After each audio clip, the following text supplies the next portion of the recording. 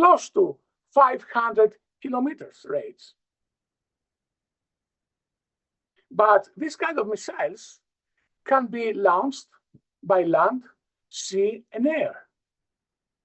The INF Treaty, as we will later see, has dealt only with the large-based systems, not with the sea-based or the air-based launch systems. But the development of sea and air-based launch systems has impacted further the great powers' security dilemma. In addition, the development of drone technology, something we'll discuss earlier on today, and the land-based launch capacity has complicated the situation even further. Let's go back in the Cold War. In 1962, the world kept its breath because we're very close to a nuclear war between the United States and the Soviet Union. In textbooks, and when we teach our students, we have the tendency to begin the story with the US spy plane taking pictures and suddenly realizing the Soviets tried to install missiles in the land of Cuba, the island of Cuba. And then, after all these negotiations, tacit and implicit, the Soviets decided to withdraw their missiles. And later on, the United States is going to withdraw its old missiles from Turkey. Well, that's not the whole story. And I use this example to show how dangerous the way we explain politics and events are. In 1961, the United States installed the Jupiter missiles, brand new missile in Turkey. Therefore, creating a security dilemma to Moscow, because these missiles were very close. And after the Cuban Missile Crisis finished, and we refer to withdrawal of the old missiles, we didn't withdraw all missiles, we withdrew brand new missiles, okay? But for political reasons, we presented things as a victory in one country or in another country. But we have another crisis in the 80s. We have President Reagan bringing into the forefront the idea of the Strategic Defense Initiative. The Star Wars was the basis later on for the anti-ballistic missile defense. The Soviets bring the SS-20 missiles in Eastern Europe. United States threatened to bring Pershing II and cruise missiles to Europe, which means the time of reaction between Moscow and different European states becomes very short. And therefore, the possibility of an accidental nuclear war increases. What was the result of these developments? Here we had a European public opinion becoming very involved and showing its position against the installation of Soviet or US missile systems, and very powerful peace movement. Of course, many argued that it was the left parties in Europe behind these demonstrations, but that's not necessarily true. At the same time, we had the initiative of the six countries of 5 continents, namely Sweden, Greece, Romania, Tanzania, Argentina, and I forget someone, anyhow, make lots of noise, not only in Europe, but within the United Nations. And the global South, or the third world, as we called it back then, became very noisy too.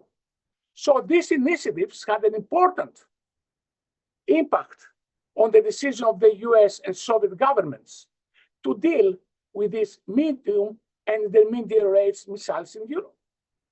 At the same time, Ronald Reagan and Mikhail Gorbachev, the two leaders, found a common ground. It has been said that important events, personal events, have contributed to this relation between the two leaders. President Reagan's assassination attempt made him to think carefully about life and preserving life in the United States on planet Earth. Also, there's a story, which I cannot confirm, that during his presence in the hospital, he watched the movie the day after. And he asked his advisors whether the situation after a nuclear war was exactly what the movie was talking about.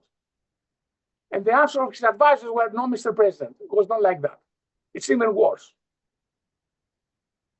Gorbachev also dealt with another disaster, the Chernobyl nuclear power station disaster. And he realized how dangerous it is to have nuclear weapons and nuclear installations around. So slowly, the two leaders came together, built trust. It was not love at the first sight, but built trust in order to deal with very important nuclear issues. Okay.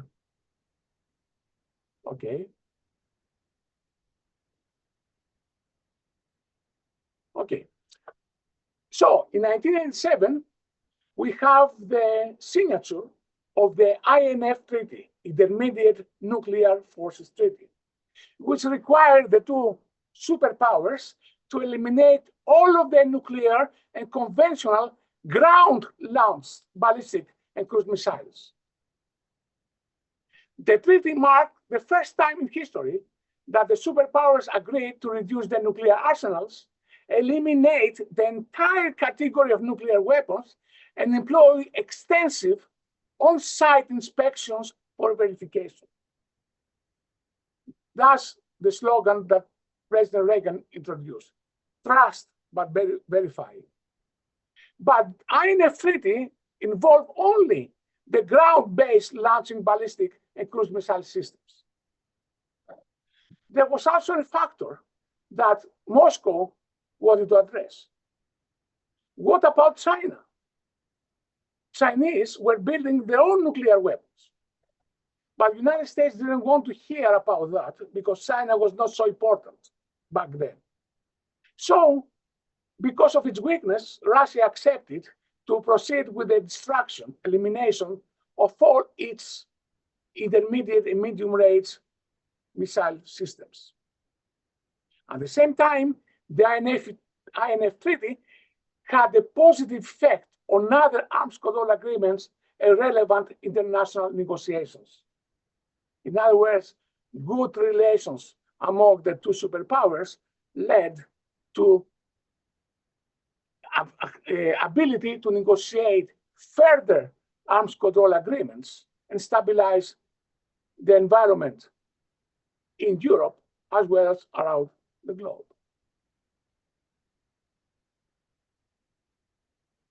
At the same time, or almost at the same time, we had a negotiation about the Conventional Forces in Europe Treaty, which eventually came into force in 1990.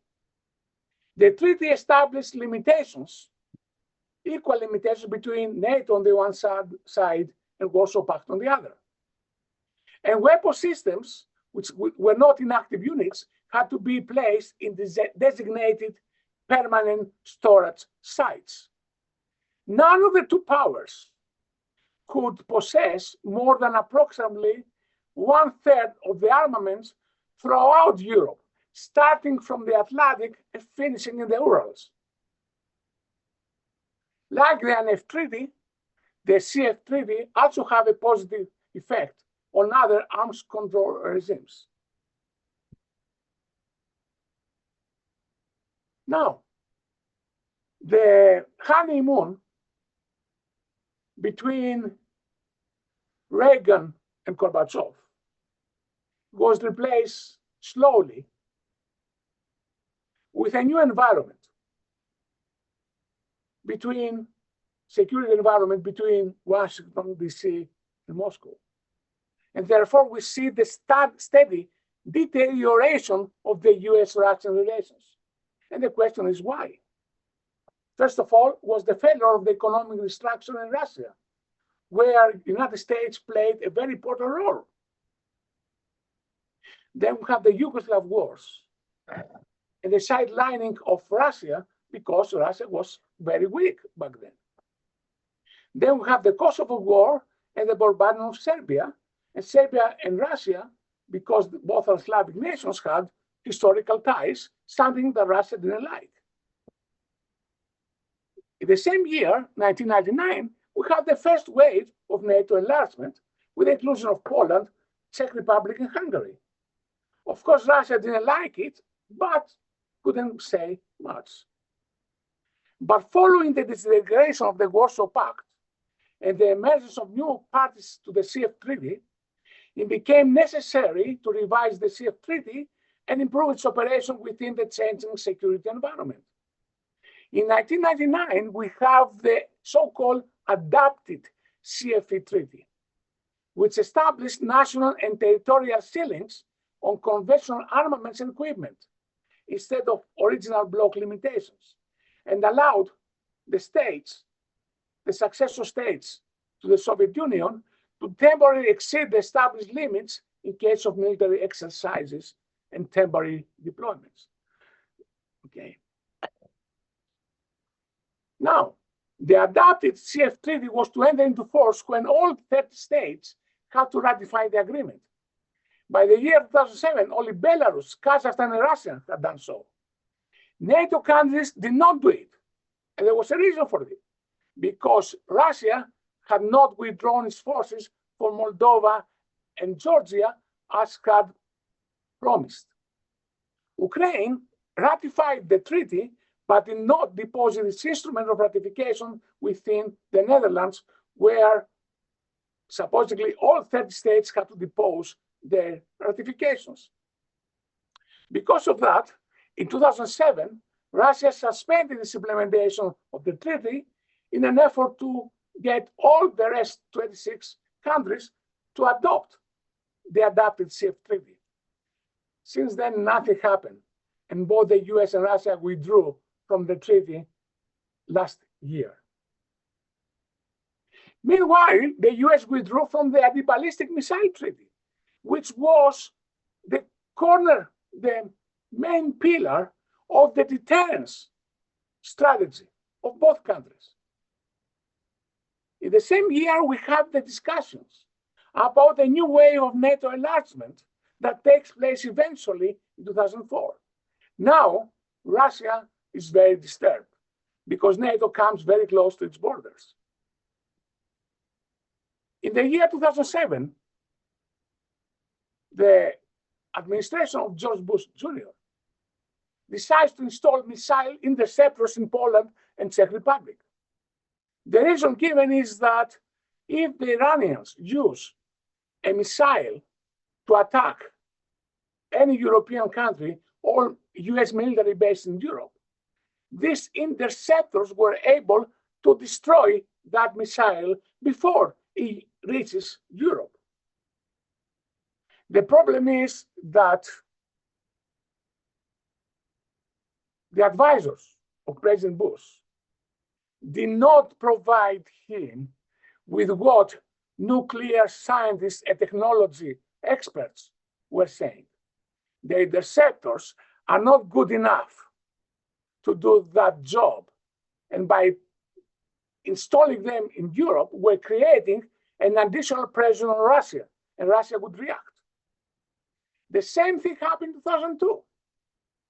Nuclear experts had told, again, President Bush, that technology in the United States is not so good to create this system that destroys all incoming ballistic missiles. In fact, could hardly destroy one or two. So see here how the advice of experts is disregarded by politicians. In 2007, we have Putin's Munich speech. 1 year later, the reaction of the West, where Ukraine and Georgia were invited to join NATO. Russia reacts with an invasion of Georgia. And in 2009, President Obama comes to the office and decides, following what his advisors said to him, that it's not worth installing the missile receptors in Poland and Czech Republic. Instead, to install something that was even more potent. And that was the so-called Aegis ASOR system.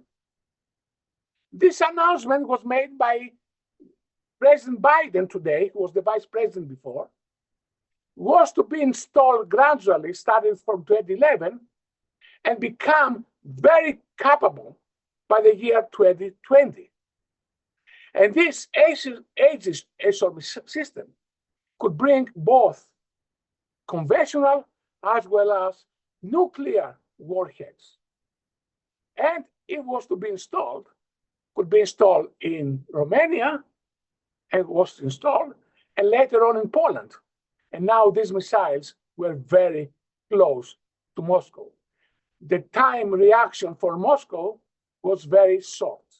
Therefore, the possibilities of an accidental nuclear war were increasing. In 2013-14, we have the Maidan uprising in Kiev and the subsequent events in Ukraine, starting with the kind of civil war in Donbass region.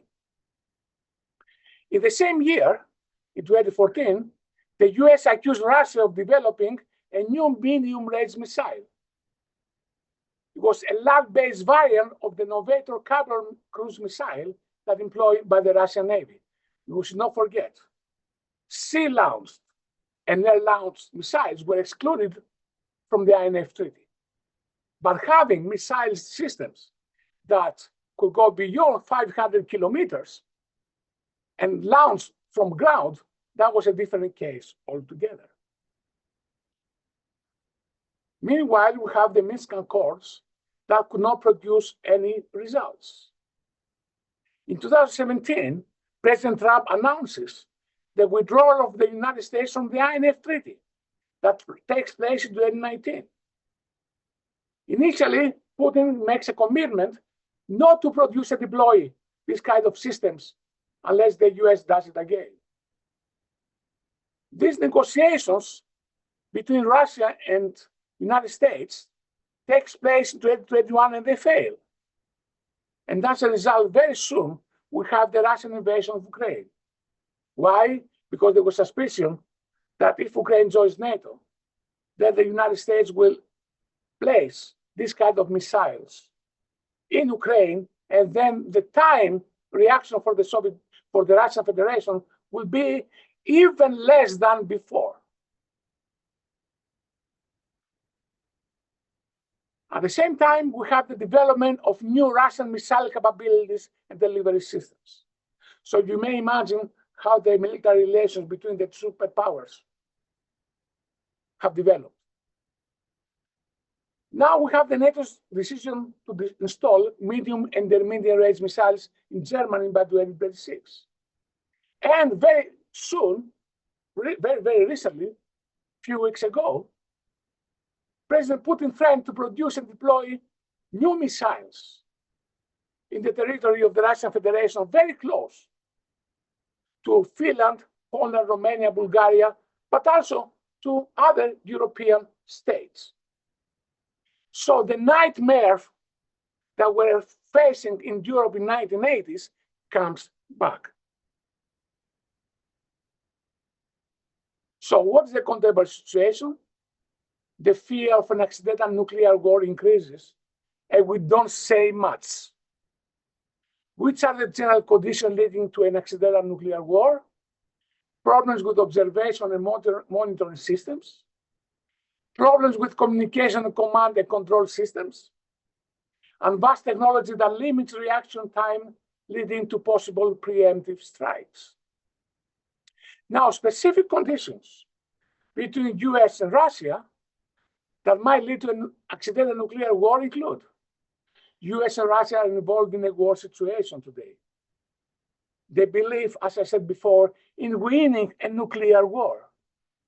The dangerous rhetoric and the change of nuclear doctrines employed by both Moscow and Washington, D.C. The minimum or absence of any communication between the two states. The Russian nuclear forces are in high alert status. And now we have the question of delivery systems, because we have the CNR-based launch systems that play a very important role in impacting, increasing the security dilemma between the United States and the Russian Federation. So what's the conclusion? Currently, it is impossible to have a new European security architecture, as President Putin asked. However, in order to preserve European security and the system of states from an accidental nuclear war that has a global as well as a regional impact in Europe, we have to make sure that there is at least a minimum of US-Russian communication, both formal and informal, and very soon the identification of confidence and building measures and confidence and security building measures between the two powers. Otherwise, the Ukrainian crisis may expand and enlarge to the point that cannot be controlled. And that's a nightmare scenario for Europe and the whole world. And I stop here, and I'm happy to answer any questions that you may have. Thank you very much for your attention. Thank you very much for your excellent presentation. It was very insightful, and I greatly appreciate your experience in that field.